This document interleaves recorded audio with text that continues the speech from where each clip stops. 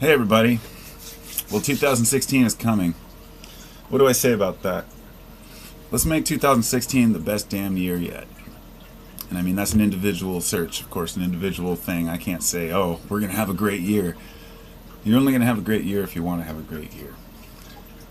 What brought this on was my wife and I were talking yesterday about concerts, and I finally gave in and said, I've just been a wet blanket all this time. I thought that I was. I love going out and doing things. I've always been spontaneous, and I love music. But whenever she would say, "Hey, let's go to this concert," I'd say, "No, I don't know. It's kind of expensive and it's kind of far." And this last year we went, to several shows. We went down to Cali to see the last Grateful Dead shows down there, and then saw Fish up here in Eugene or in Bend. Drove up to see one of our not favorites, but a band that we like. It was Trey Anastasio, actually, from Fish, up in Seattle, and I didn't even really know much of his music, his individual personal music, and we just went for the sake of the music, and it was just awesome. And once you're there and you're doing something and you're enjoying a show, and I'm using concerts as my example, because you may have something you like to do. Maybe you go to I don't know, maybe you go to a knitting club, or maybe you go to a gun show, whatever your thing is, just get out and do it. I'm telling myself this as well, because it's just, I went to a lot of shows when I was younger. My first concert was like Iron Maiden and Anthrax, and I went to a lot of heavy metal shows, and then I started going to Grateful Dead shows, and I'd hitchhike to Dead shows, and then then I started, I guess, I've always just faded from music to music, but everything's always in the picture. I don't just leave one music for another. I still go to heavy metal concerts now, and I'll still go to a rap concert now. I even went to see Insane Clown Posse. Loved the show. Absolutely loved it and want to go back. It's all about the feeling behind a group of people getting together for a certain purpose. And anyway, the other day, let's see, what was it? Oh, my wife told me that Dark Star Orchestra was going to be playing. And Dark Star Orchestra, they do complete Grateful Dead shows. And they're playing 2 nights at the Crystal Ballroom. So I ordered tickets. Said, all right, it's done, Now we're going. And then I started getting a little carried away, of course. I bought tickets to another show coming up, which is like STS9, which is Soundtribe Sector 9, and they do just amazing kind of shows. I can't describe it. It's kind of like techno, rock, fusion type music. It's just live music. It's amazing stuff. And let's see, what other band was there? Well, one of the funniest things is Excision. I'm going to see Excision in a few weeks. And if you've heard of Excision, then you know I don't really need to explain any further. If you haven't, it's just a kid. It's just a DJ. It's the all the DJs today, Bass Nectar and Excision and all these Glitch Mob.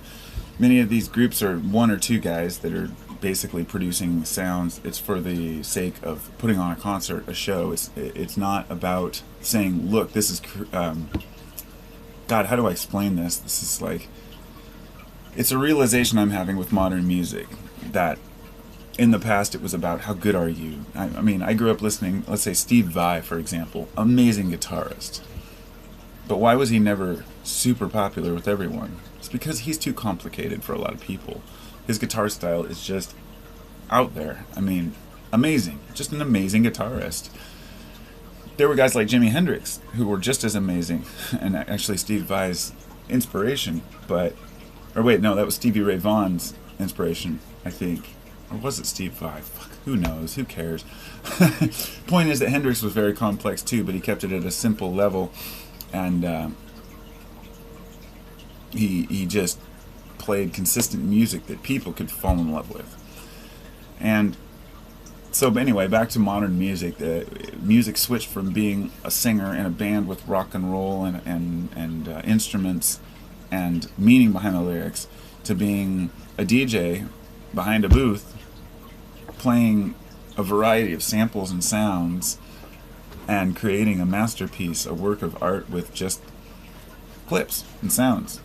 And to some people, it seems like garbage. Techno is garbage to some people. A lot of people think it's just horrible.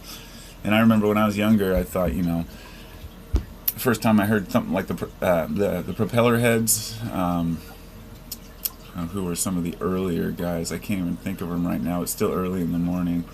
But, when I started listening to stuff back in the late 90s, I said, this is going to go somewhere, And I remember sitting and thinking, what is the world of music going to turn into tomorrow? And, well, here we are. I mean, I am not disappointed because I'm not surprised. A lot of it sucks, but I'm going to that concert alone, and it'll be just for the sake of the concert itself. But it's just to get out there and do something. I don't know. I don't really know what my point is on talking about the specific shows, other than to, I guess, to realize for myself that I'm into so many different styles and so many different things.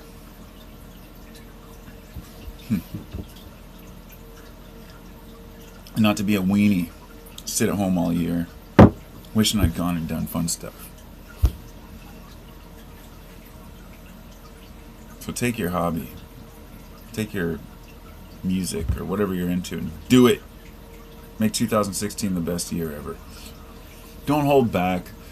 Don't restrict yourself from doing the things that you want to do. And don't let money be an issue. Because money's always been an issue for me, and it's always an excuse not to do something. Because, I don't have enough money. I don't have enough money. And this is why people hate money so much. It's not that they hate money, they just hate the fact that they don't have any. And so when you do have it, do something fun with it. Talk to y'all later.